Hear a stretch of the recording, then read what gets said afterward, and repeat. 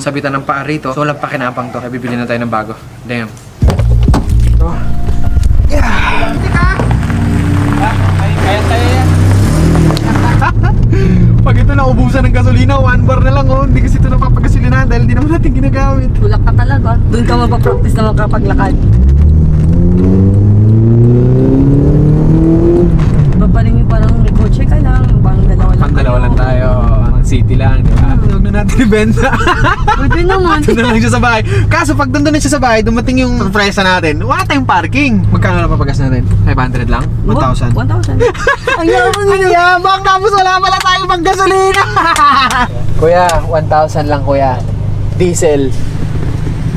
Uy, hindi ka Joke lang. Salamat kuya, bye-bye.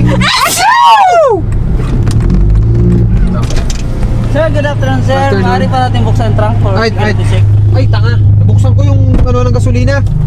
Dapat na gloves tayo para kahit mapahawak tayo sa mga kung ano-ano, okay lang. Bago tayo hawak ulit ng cellphone or ng kahit ano ulit na gamit natin, ubarin na natin yan. Bago tayo hawak sa mukha, sa buhok, sa mask, hindi po pwedeng ihawak kung saan-saan yan. Pag naihawak mo na sa bagay na hindi na natin sakop at hindi na natin pagmamayari. Ibig sabihin, hindi na tayo sigurado kung ligtas pa ba yan. Yan, face shield. Ay, new normal oh. Para tayong mga welder nito. But, it is what it is. Kailangan natin sumunod. Ito yung bagong ngayon, bagong buhay. Ito yung bagong mundo. Tsaka pag-iingat na rin at the same time. Mag-wheelchair ako pa rin dahil pag masyadong mahaba ang lakaran ay kabilin-bili na ng doktor na pwede ako maglakad pero hindi naman ganun kalayo, hindi yung todo-todo na parang kung ano yung dati, pero at least ang importante nakakapaglakad na ako.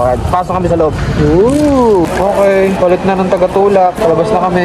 Kala ko kapaan mo na. Woohoo! Pauwi na kami. Woohoo!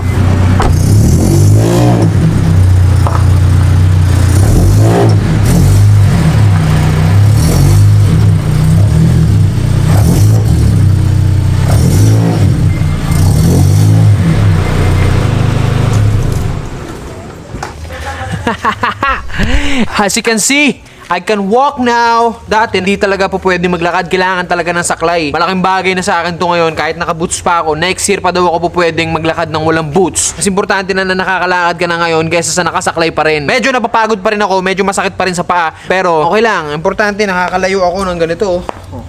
Pwede ako mag-breakdance. Yes, I'm able to walk now. I know you can too, right? Yung mga nakapanood ng huling video ko bago pa itong pinaka-latest na video na nakita nyo na wala akong saklay, nasa description na sinabi ko doon na I shot that in 2019. So talagang nakakalakad pa ako noon malamang. Itong pinaka-latest na video ko, ito yung Istorbo. Ito yung talaga, di na ako makapokus.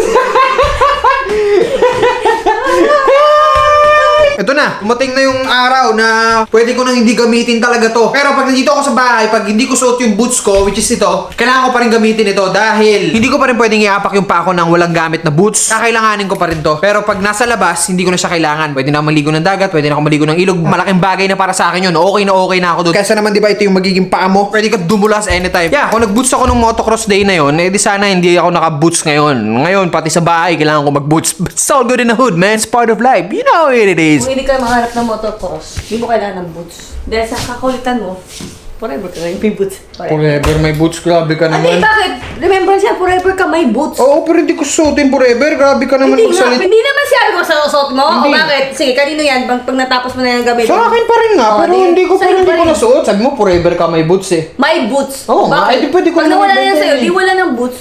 Oo, so yun ibenta nga, bakit sabi mo forever? Hindi mo yan tatago. Hindi, pwede na mga ibenta to kasi mga ganitong alaala. Magandang sa alaala na lang, pero okay na hindi mo na kailangan makita Ito, pa. laala, may mga bagay na alaala na dapat mo rin balik-balikan. Lalo na kung ito ay bibigay sa iyo ng kaalaman o realization, self-realization. Papaalala sa'yo na mahalaga ang buhay na Madumi ako, hindi pa ako naliligo. Galing Madumi tayo ka sa talaga. mall. Sakit mo naman magsalita. May mga alaala talaga na hindi mo na pwedeng balikan. May mga alaala naman na pwede mo rin balik-balikan. Yung mga pangit na alaala, pwede mo namang kalimutan at huwag mo nang balikan pa. ang mga alaala hindi na dapat kailangang balikan.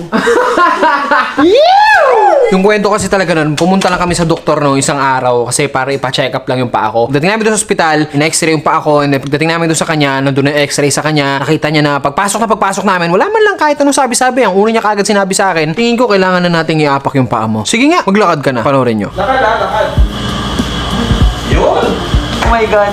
Oh my God! Lakad ka kayo sa labas. Tapos balik. Oh! Yun! Oh! Yun! Ano na to ha?